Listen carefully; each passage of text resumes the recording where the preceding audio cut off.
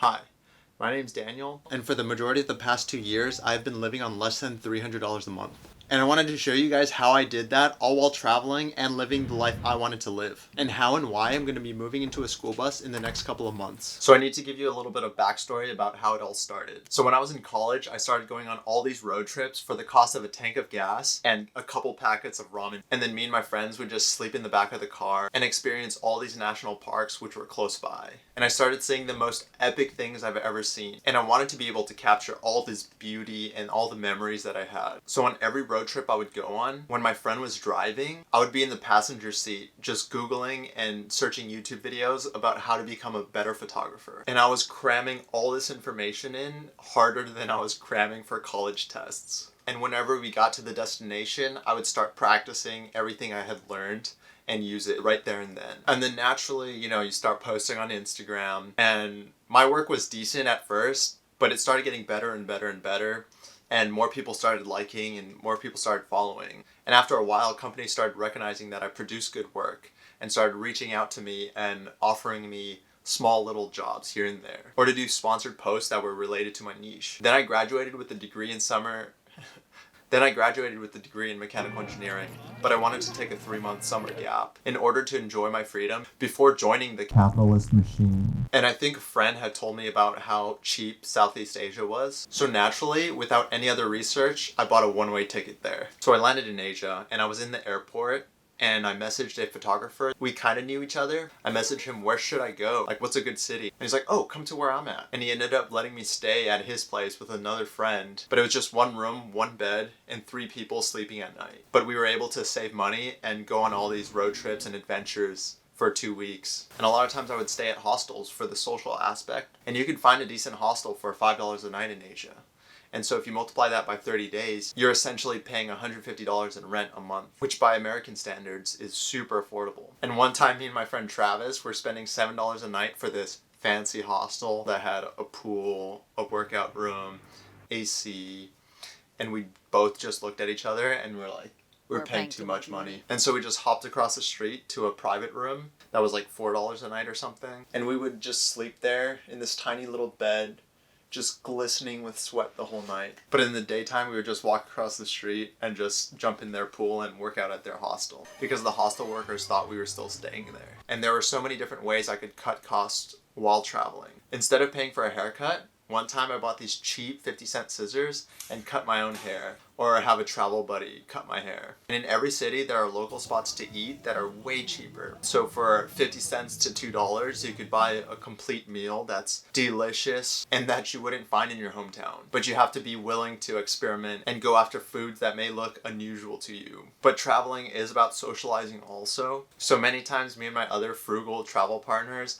would get invited to these group dinners that were a bit pricey. So we would go to a local spot and pay $1 to $2 for a delicious local meal. And then after, we would still go to the group dinner and socialize with everybody. But we would just say, oh, we already ate. So instead of paying $5 to $10 on a restaurant that the group collectively decided they wanted to eat, I got to eat my preferred local cuisine, save money, and I don't have to deal with splitting the bill at the end of the night. And one time I even lost my shoes and my flip-flops. Don't question why that happened, but essentially I just went barefoot for a whole month. But after a month, me and my friends got this photography job for this hotel to shoot pictures for them and stay for free. So I just took their hotel slippers and wrote Gucci on it and then used that for about 2 weeks. And during that time, I was still doing photography gigs here and there and choosing the jobs I wanted. And they were usually American companies which would pay American prices, but I was living and traveling in a place that has a lower cost of living than America. And there are many jobs that you can do all over the world, or you can do remotely.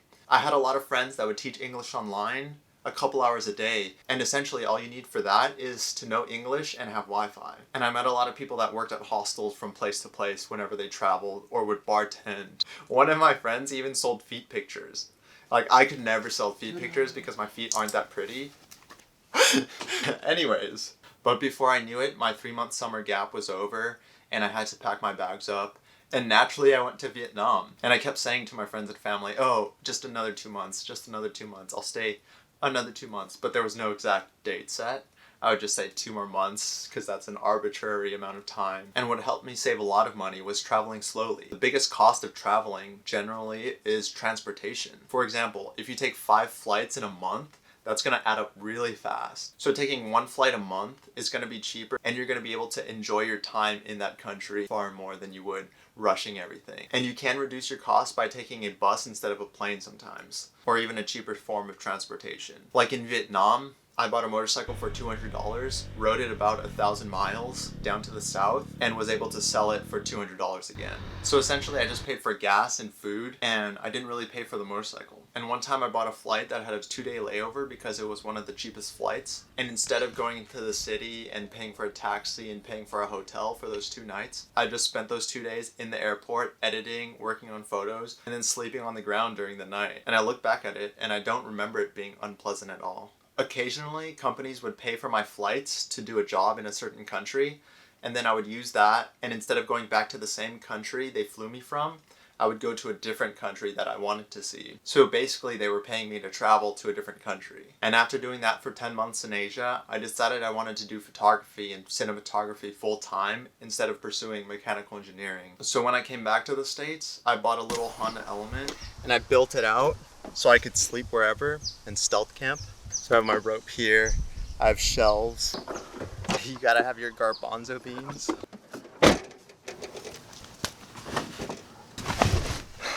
So that's how you get in. And I even have a curtain for the night. Folds down this much so I can put the whole bed in.